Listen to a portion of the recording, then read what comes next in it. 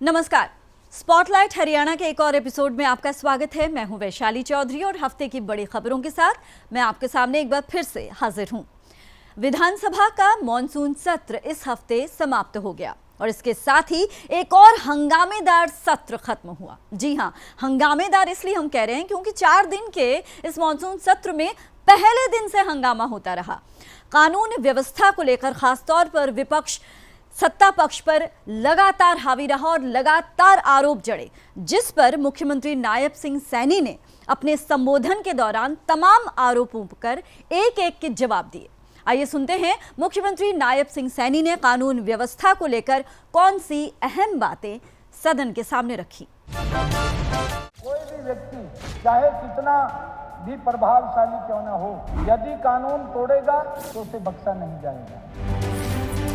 मुख्यमंत्री नायब सिंह सैनी ने मंगलवार को विधानसभा में विपक्ष द्वारा प्रदेश की कानून व्यवस्था को लेकर लाए गए स्थगन प्रस्ताव पर अपना वक्तव्य रखा। सीएम ने साफ किया कि अपराधियों पर कड़ी कार्रवाई का ही नतीजा है कि आज प्रदेश की जनता का हरियाणा पुलिस पर भरोसा और अधिक मजबूत हुआ है। माननीय अध्यक्ष जी, हमारी सरकार कानून व्यवस्था को लेकर के गंभीरता से काम कर रही है। कोई भी घटनाक्रम अगर किसी भी अपराधी प्रवृत्ति के व्यक्ति ने किया है, माननीय अध्यक्ष जी, 24 घंटे अगर कोई दूर भाग गया, 1 दिन 2 दिन ट्रेस करके उसको सलाखों के पीछे पहुंचाने का काम हमारी सरकार कर रही है।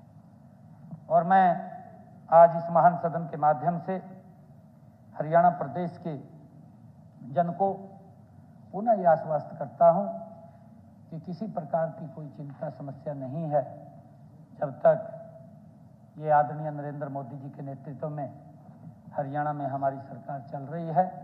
हम उनके मंसूबों को कभी कामयाब नहीं होने देंगे। विपक्ष पर बेटी बचाओ बेटी पढ़ाओ की तख्तियां लेकर जनता को गुमराह करने का आरोप लगाते हुए सीएम ने कहा कि कांग्रेस शासनकाल में बलात्कार की घटनाएं 3 गुना तक बढ़ चुकी थीं। साल 2004 में ऐसे 386 मामले दर्ज हुए थे, जो 2014 में बढ़कर 1174 तक पहुंच गए। उन्होंने विपक्ष को असंवेदनशील सरकार करार दिया। इनके सभी सदस्य बेटी बचाओ बेटी पढ़ाओ की तख्तियां लेकर के साथ ही इस महान सदन में आए। माननीय अध्यक्ष जी, सर्वप्रथम मैं आपकी सूझबूझ की पूरे दिलो दिमाग से बुरी बुरी प्रशंसा करता हूं। विपक्ष के साथियों ने उस दिन आपके धैर्य की परीक्षा लेने की कोई कोर कसर नहीं छोड़ी। माननीय अध्यक्ष जी, मैंने कहा था कि कोई भी व्यक्ति चाहे कितना भी प्रभावशाली क्यों न हो, यदि कानून तोड़ेगा तो उसे बख्शा नहीं जाएगा। मुख्यमंत्री ने कहा कि वर्तमान हरियाणा सरकार महिलाओं की सुरक्षा सुनिश्चित करने के लिए पूरी तरह प्रतिबद्ध है। इस दिशा में राज्य भर में 33 महिला पुलिस थाने स्थापित किए गए हैं। समर्पित महिला हेल्पलाइन 1091 को डायल 112 के साथ एकीकृत किया गया है, यानी क्लब किया गया है। 2018 में दुर्गा शक्ति ऐप लॉन्च किया गया था, जो सुरक्षा अलर्ट के माध्यम से महिलाओं को तुरंत पुलिस सहायता मुहैया कराता है। दुर्गा शक्ति रैपिड एक्शन फोर्स का गठन कर प्रमुख स्थानों पर तैनात किया गया है। मौजूदा सरकार की त्वरित कार्रवाई का उदाहरण देते हुए मुख्यमंत्री ने कहा कि मौजूदा कार्यकाल में अनेक मामलों में 7-8 महीनों के भीतर ही दोषियों को 20-20 साल की सजा, आजीवन कारावास या फिर फांसी की सजा सुनाई गई है। इससे साफ है कि डबल इंजन सरकार ने अपराधियों पर प्रभावी नकेल कसी है। ऐसे अनेक केस, माननीय अध्यक्ष जी, ऐसे अनेक केसों में आरोपियों को, माननीय अध्यक्ष जी, ऐसे अनेक केसों में आरोपियों को 7-8 महीने में ही 20-20 साल की आजीवन कारावास भी दिलवाने का काम ये हमने किया है। फांसी की सजा भी, आजीवन कारावास भी दिलवाने का काम हमने किया है। माननीय अध्यक्ष जी, बुरी मनसा रखने वाले लोगों पर हमारी डबल इंजन की सरकार ने नकेल कस रखी है। पूरी नकेल कसी हुई है, पूरी नकेल कसी हुई है। ये हमारे विपक्षी लोग आरोप लगा रहे हैं कि अपराधियों को कानून व्यवस्था का डर नहीं है। इन्होंने ही कहा है, मैं क्या करूं? मैंने तो बताया है माननीय अध्यक्ष जी, जिसके किरदार पे शैतान भी शर्मिंदा है, जिसके किरदार पे शैतान भी शर्मिंदा है, वो भी आए हैं यहाँ नसीहत देने हमको। सीएम ने सदन को बताया कि 1 जनवरी 2024 से अब तक हरियाणा पुलिस ने 110 मुठभेड़ों में 13 कुख्यात अपराधियों को ढेर किया और 157 को घायल किया है। लगभग 75% साइबर अपराध प्रदेश के बाहर से संचालित होते हैं, लेकिन कठोर कार्रवाई के कारण अनेक गैंगस्टर विदेशों में जाकर छिपने को विवश हुए हैं। स्पष्ट करना चाहूंगा माननीय अध्यक्ष जी कि लगभग 75% साइबर क्राइम प्रदेश के बाहर से फोन करके होता है। इतना ही नहीं, हरियाणा पुलिस के डर से अनेक गैंगस्टर हरियाणा को छोड़ करके विदेश में भाग गए हैं, विदेश चले गए हैं हरियाणा को छोड़ करके। ये इसी समय में हुआ है माननीय अध्यक्ष जी। ये बोल रहे थे कि आपने क्या किया है, आप क्या सुधार करेंगे। कई गैंगस्टर छोड़ करके चले गए हैं और वहां से छुप करके फरौतियों के फोन करते हैं। हमारी कार्रवाई चल रही है। अभी भी हम केंद्र की एजेंसी के साथ मिलकर के ऐसे कुख्यात जो गैंगस्टर हैं उनके ऊपर नजर लगाए हुए हैं। जो ही हमारी गिरफ्त में आते हैं उनको तुरंत यहां पर लेकर के आते हैं। मुख्यमंत्री ने कहा कि कानून व्यवस्था को और मजबूत बनाने के लिए सभी को सामूहिक प्रयास करना चाहिए। उन्होंने चिंता जताई कि सोशल मीडिया के कुछ वर्ग अपराधियों और गैंगस्टरों का महिमा मंडन करते हैं, जिससे युवाओं में उनकी छवि नायक जैसी बनती है। ये प्रवृत्ति न केवल समाज की सांस्कृतिक और नैतिक नींव को कमजोर करती है, बल्कि पुलिस बल की मेहनत को भी आघात पहुंचाती है। मैं सभी से ये अपील भी करना चाहूँगा, मैं कहना चाहूँगा कि सोशल मीडिया के ऊपर एक वर्ग अपराधियों एवं गैंगस्टरों को महामंडित करने में लगा रहता है और उसका असर हमारे युवा वर्ग के ऊपर, इन तत्वों का उनकी छवि एक नायक के रूप में बनते असर पड़ता है। ऐसे आपराधिक तत्वों का गुणगान न केवल हमारे समाज की सांस्कृतिक और नैतिक नींव को कमजोर करता है माननीय अध्यक्ष जी, बल्कि कानून व्यवस्था बनाए रखने में दिन रात कार्यरत हमारे पुलिस बल की मेहनत को भी आघात पहुंचता है।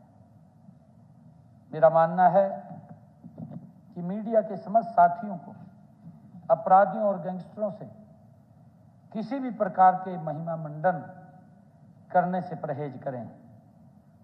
उनके नाम व फोटोकॉपी कदापि न लगाएं। हालांकि इस बीच आपको बता दें कि सदन की कार्यवाही के दौरान विपक्ष का हंगामा कल भी जारी रहा।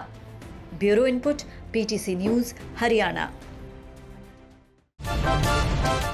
कृष्ण बेदी जो कैबिनेट मंत्री हैं, उन्होंने कानून व्यवस्था को लेकर विपक्ष ने जो तमाम आरोप जड़े उस पर खुलकर पलटवार किया है। पीटीसी न्यूज से उन्होंने खास बातचीत की और इसके साथ ही उन्होंने महिलाओं को 2100 रुपए देने की सीएम नायब सैनी की का जो फैसला है उस पर जो उन्होंने कहा है उसके बारे में भी विस्तार से हमारे साथ बात की। कैबिनेट मंत्री कृष्ण बेदी हमारे साथ बातचीत करेंगे। सर, आज बड़ी एक योजना लागू होने जा रही है प्रदेश में, मुख्यमंत्री ने घोषणा कर दी, विभाग आपका है, लाडो लक्ष्मी योजना। क्या प्रारूप रहेगा, कौन कौन से लाभार्थी रहेंगे इसमें, और कोई इसमें भी कोई कैप लगाई गई है? देखिए, हमने चुनावी समय में एक वचन पत्र लोगों को दिया था और हम सभी एक एक वचन पत्र को हम पूरा करने का वादा जो किए थे उसको पूरा करने में हमारी सरकार जा रही है। हमने वादा किया था कि मुख्यमंत्री जी शपथ बाद में लेंगे, पहले 25,000 बेरोजगार लोगों को रोजगार देंगे। तो हमने 17 तारीख को शपथ लेने से पहले ही उन लोगों को अपॉइंटमेंट लेटर दे दिया। हमने वादा किया था कि 1,20,000 लोगों को HKRN के कर्मचारियों को रोजगार की गारंटी देंगे, पूरा कर दिया। हमने वादा किया था कि किसान की फसल हम MSP पे खरीदेंगे और 24 घंटे के अंदर जे फार्म कटने के बाद उसके अकाउंट में पैसे भेज देंगे। हमने वादा किया था कि आखिरी टेल तक पानी पहुंचाएंगे। हमने वादा किया था कि लाडो लक्ष्मी योजना के तहत बहन के हाथ में उनके सशक्तिकरण के लिए 2100 रुपये का अमाउंट उनकी रसोई की सहायता के लिए हम देने का काम करेंगे। आज हमारी सरकार ने दीनदयाल लाडो लक्ष्मी योजना की आज कैबिनेट ने मोहर लगाने का काम किया। मैं आभारी हूँ मुख्यमंत्री जी का, आभारी हूँ मंत्रिमंडल के साथियों का, आभारी हूँ हमारे अधिकारियों का जिन्होंने लगभग 6-7 महीने दिन रात मेहनत करके इस स्कीम को कैबिनेट तक लेकर आने का काम किया। मैं पहले इसमें जो लोग लाभार्थी हो सकते हैं, जिन परिवारों की वार्षिक आय 1 लाख से कम है और उसमें जो बहन 23 साल से लेकर 60 साल की आयु जिसकी है उसको उसका लाभ देंगे और 2100 रुपये महीना देंगे। और मैं सबसे बड़ी बात मैं आभारी हूँ मुख्यमंत्री जी और CMO की टीम का कि CSC सेंटर पर या किसी कार्यालय में जाके आपको फार्म भरने की आवश्यकता नहीं है। मोबाइल पर ही हम ऐसी ऐप देंगे जिसमें बहन स्वयं घर के अंदर बैठ के अपने घर के अंदर बैठ के ही उस ऐप को अपलोड कर सकती है। और यदि स्वयं कोई दिक्कत आएगी तो परिवार का कोई भी आदमी, पड़ोसी भी कर सकता है। और ऐसा नहीं है कि स्मार्टफोन पे केवल एक बहन ही अपने आप को अपलोड करेगी, वो 20 भी हो सकते हैं, 10 भी हो सकते हैं, 25 भी, कोई समस्या नहीं है इस प्रकार की। और यदि फिर भी कोई समस्या आए तो कॉल सेंटर हमारे अवेलेबल रहेगा, हमारे विभाग के अधिकारी अवेलेबल रहेंगे। और इस ऐप को लॉन्च करने के लिए सितंबर के महीने में हमारे सभी मंत्रिमंडल के साथी विधायक फील्ड में जाएंगे। सभी वहाँ पर इस बात के लिए मुख्यमंत्री जी का आभार भी प्रकट करेंगे और उसकी शुरुआत करने का भी काम करेंगे। शुक्रिया हमसे बातचीत के लिए। तो कैबिनेट मंत्री कृष्ण बेदी हमारे साथ थे, बातचीत कर रहे थे, क्योंकि लाडो लक्ष्मी योजना जो है 25 सितंबर से लागू हो गई और इनका विभाग जो है उसके बागडोर संभाले हुए। मैं अभिषेक तक्षक, कैमरामैन जग्गी के साथ, PTC न्यूज़ चंडीगढ़। कानून व्यवस्था को लेकर जैसा कि हमने कहा कि विपक्ष ने विधानसभा सत्र के दौरान पहले दिन से आखिरी दिन तक हंगामा किया। पूर्व मंत्री और कांग्रेस विधायक गीता भुक्कल ने इस तमाम मुद्दों पर PTC न्यूज़ से खास बात की। पूर्व शिक्षा मंत्री व कांग्रेस विधायक गीता भुक्कल हमारे साथ है, बातचीत करेंगे। मैम, मानसून सत्र जो अनिश्चितकालीन के लिए स्थगित हो गया है, कितने संतुष्ट नजर आए? समय जो है स्पीकर की तरफ से विपक्ष को पूरा मिला। देखिए, हरियाणा विधानसभा का मानसून सत्र आज समाप्त हुआ है। कांग्रेस पार्टी ने चौधरी भूपेंद्र सिंह हुड्डा जी के नेतृत्व में हम लोगों ने, सभी साथियों ने मिलकर, हमारे सभी नए विधायकों ने भी, खासतौर से मैं कहूंगी सभी ने एक अच्छे विपक्ष की भूमिका बहुत अच्छे ढंग से विधानसभा में निभाने का काम किया है। तमाम मुद्दों का बस्ता लेकर आए और हमने उन मुद्दों को, आम जनमानस की आवाज को अच्छे से उठाने का काम किया। प्रदेश में बिगड़ती हुई कानून व्यवस्था को लेकर जो बहुत बड़ी एक चिंता प्रदेश में थी, हमने काम रोको प्रस्ताव के रूप में हम लोग उसमें लेकर आए। आंकड़ों के साथ हमने बताया कि एक खुशहाल प्रदेश किस प्रकार से लॉ एंड ऑर्डर में पिछड़ता जा रहा है, असुरक्षित प्रदेश होता जा रहा है। हम चाहते हैं सरकार इसमें कोई ठोस कदम उठाए और हमारा प्रदेश जो है सुरक्षित प्रदेश बने। जो कभी खिलाड़ियों में, खेल में, शिक्षा में 1 नंबर का होता था, आज क्राइम में, बेरोजगारी में नंबर 1 हो गया, जो कि चिंता का विषय था। इसके अलावा जल भराव की स्थिति बहुत बड़ी एक समस्या, न केवल खेतों में, खलिहानों में पानी भरा, गांव में भरा, हमारे शहरों में पानी भरा, लोगों के घर भी टूट गए, काफी ज्यादा नुकसान हुआ। हमने कहा है कि जैसे हम विपक्ष के विधायक हैं, जैसे मेरा झज्जर विधानसभा क्षेत्र है, मान लीजिए आपका क्षतिपूर्ति पोर्टल आपने खोला है, मैंने 10 बार पता किया, अब वो चल नहीं रहा है। स्पेशल गिरदावरी के आदेश देकर और जो है हमारे क्षेत्रों में भी पूरे उचित तरीके से मुआवजा देने का काम करें। जो हमारी बिल्डिंग, स्कूलों की, कॉलेजेस की शत विषक्त हो चुकी हैं, मैंने उनको कहा, क्योंकि भूकंप का केंद्र कई बार, वाकई ये बात प्रिंसिपल ने, बच्चों ने और हमें टीचर्स ने कही है कि और बहुत से कि भूकंप का केंद्र अगर झज्जर 4 बार रहा है, ऐसा ना हो कि कोई बड़ा हादसा हो जाए। तो इन सब चीजों को लेकर हमने जो है तमाम मुद्दे उठाने का प्रयास किया और उम्मीद करेंगे सरकार ने कहीं अगर आश्वासन दिए हैं हमें, तो उनको सरकार अगला सत्र आने से पहले उनको पूरा करने का काम करे और हम इसी तरह से विधानसभा के अंदर और बाहर मजबूत विपक्ष के रूप में भूमिका निभाने का काम करेंगे। प्रेम से बातचीत के लिए तो गीता बुक्कल थी, कांग्रेस विधायक है। 4 दिनीय का जो मानसून सत्र चल रहा था उस पर हमारे साथ खास चर्चा कर रही थी। मैं अभिषेक तक्षक, कैमरामैन जग्गी के साथ, पीटीसी न्यूज, चंडीगढ़। और अब हम विधानसभा की खबरों के अलावा जो प्रदेश की दूसरी बड़ी खबरें थी उस पर बात करेंगे। और प्रदेश की जो दूसरी सबसे बड़ी खबर थी वो थी आपदा, यानी बारिश के बाद जो बाढ़ आई, जो जल भराव हुआ, उससे जो कहीं ना कहीं जनजीवन बुरी तरह प्रभावित हुआ है, हम उस पर अब बात करेंगे।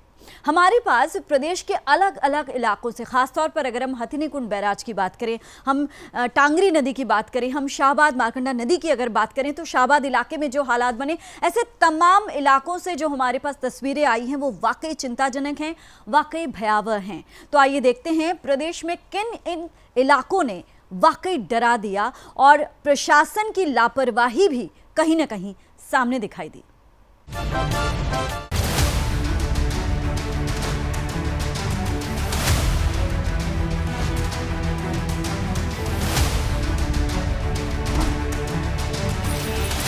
पहाड़ों में लगातार हो रही भारी बारिश का असर अब मैदानी इलाकों में भी दिखाई देने लगा है। अंबाला की टांगरी नदी का जलस्तर तेजी से बढ़ रहा है और यह 8 फीट के खतरे के निशान के करीब पहुंच चुका है। सिंचाई विभाग की माने तो जलस्तर और बढ़ने की आशंका है। स्थिति को देखते हुए प्रशासन ने हाई अलर्ट जारी किया है और आसपास के डीएवी, रिवर साइड सहित कई स्कूलों में छुट्टियां घोषित कर दी गई हैं। इस बीच मंत्री अनिल विज ने टांगरी नदी के आसपास के इलाकों का जायजा लिया। उन्होंने पुलिस को निर्देश दिए कि नदी के किनारे बसी कॉलोनियों के लोगों को जरूरी सामान के साथ सुरक्षित स्थानों पर पहुंचाया जाए। साथ ही एनडीआरएफ को भी अलर्ट मोड पर रखा गया है। टांगरी बांध पर सिंचाई विभाग और पुलिस की टीमें तैनात हैं जो लगातार जल स्तर पर नजर रख रही हैं। सूचना मिली थी प्रातः कि 30,000 क्यूसेक पानी बरवाला के पास, जहां हमने चेक पोस्ट बना रखी है, वहां से क्रॉस किया। तो वो टांगरी में ही आएगा। तो उम्मीद है अभी 1 घंटे में ज्यादा हो जाएगा, पानी काफी आने की उम्मीद है। हालांकि हमने सारा टांगरी को काफी गहरा करवाया है और भी अभी काम चालू था, कुछ व्यवधान आ गए और उस कारण से पूरा नहीं हो सका। अब वो इसके बाद हम करवाएंगे, हमने सारा मंजूर करवा रखा है, आखिर तक टांगरी को गहरा करवाएंगे। लेकिन फिर भी हमने स्थिति को देखते हुए सारा प्रशासन हमारा अलर्ट है। एसडीएम साहब सुबह से घूम रहे हैं, पुलिस घूम रही है सुबह से, हमने एनडीआरएफ भी बुला ली है। यमुनानगर की अगर बात करें तो उत्तराखंड के पहाड़ों पर भारी बारिश होने से यमुना नदी पर बने हथिनी कुंड बैराज का एकाएक जलस्तर बढ़ गया है। ऐसे में शुक्रवार को यमुना नदी का जलस्तर 50,000 क्यूसेक को पार कर गया।